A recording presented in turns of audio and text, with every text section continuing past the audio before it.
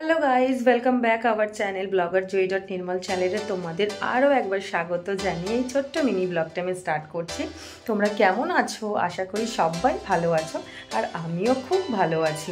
ঘরের কিছু জিনিস কেনার ছিল, তো আমি ভাবলাম আর যেই ড্রেস পরে আমি কলেজে গেছি সকালবেলা, সেই ড্রেস পরেই আমি কিন্তু চলে যাব কোথায় বলো তো, ঘরের কিছু জিনিস কেনার আছে। তো যাচ্ছি আমি স্মার্ট বাজারে।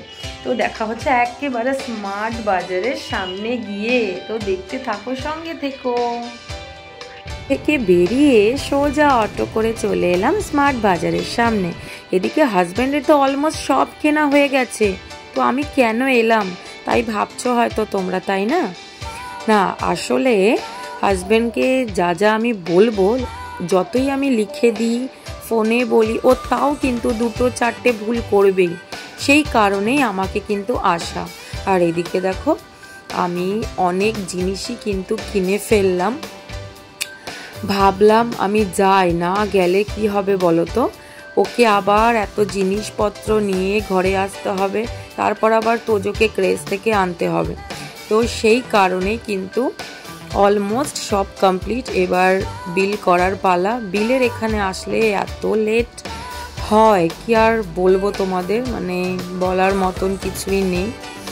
আর এদিকে আমার তো প্রচণ্ড খিদে পেয়েছিল। যেই ছোট্ট রেস্টুরেন্ট থেকে আমি খাই, সে রেস্টুরেন্টটা আজকে আবার বন্ধ। কেমন মাথা গরম হয় বলো।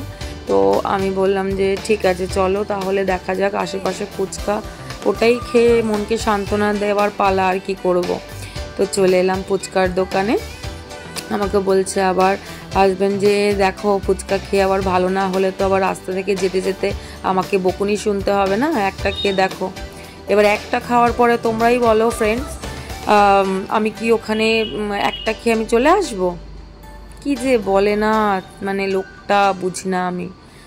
তাও মনকে তো সান্ত্বনা দিতে হবে, তাও ওর সামনে তো বলে চলে এসেছি। তোজোকে এবার নিয়ে যাব। তোমরা তো অনেকেই জানো যে তোজো সারাদিন আমাদের সঙ্গে থাকে না, স্কুল থাকে সকাল 10টা থেকে 7টা থেকে 10টা, এবং 10টার পরেই আন্টি নিয়ে আসে। সারাদিন এই আন্টির কাছেই রাখি।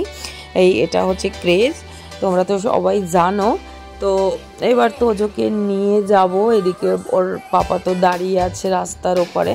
আমাকে আবার সে বলছে যে মাম্মা তুমি আসলে কেন, পাপা আসেনি কেন বলো তো? আমি আসলে তো ওর বায়নাগুলো ওর পূরণ হয় না, না তো ওই কারণেই। ওর পাপা আসলে তো যা বলবে তাই করবে, যদি কিছু না শোনে রাস্তার মধ্যে শুয়ে পড়বে, এমন বায়না করে। এদিকে আমাকে বলছে মাম্মা তুমি হাতটা একটু ছেড়ে দাও, আমি একটু এখানে দৌড়ে দৌড়ে যাব। ওকে হাত ছাড়া মাত্রই দেখো কি করতে পারে, ঠিক আছে। এদিকে ওর পাপা কিন্তু দাঁড়িয়ে আছে অনেকক্ষণ ধরে। যেই ওর পাপাকে দেখতে পেলো, শুরু হয়ে গেল, কেন আসোনি তুমি আমাকে নিতে, মাম্মা কেন এসেছে, আগে সেটার জবাব দাও, তারপর সব কিছু। আর আমার জন্য কি কি কিনলে আগে সেটা বলে, সেটা বলেই যা মারপিট শুরু করেছে। আশেপাশে সব লোক ওকে দেখছে লিটারেলি, জানো না বন্ধুরা।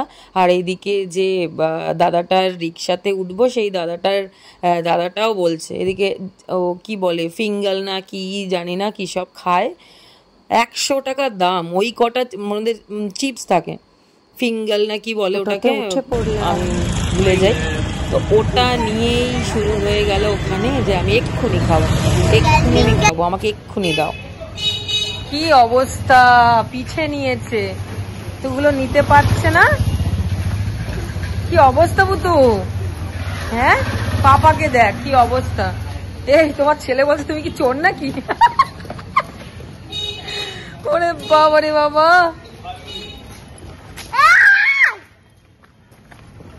তুমি কি চোর নাকি? এই তাই তো বুতু, কিছু চুরি করে নিয়ে চলে যাচ্ছে না? ওই দেখ বুতু চুরি করে নিয়ে চলে যাচ্ছে। চল চল চল চল চল চল চল চল, চল দাঁড়া দাঁড়া।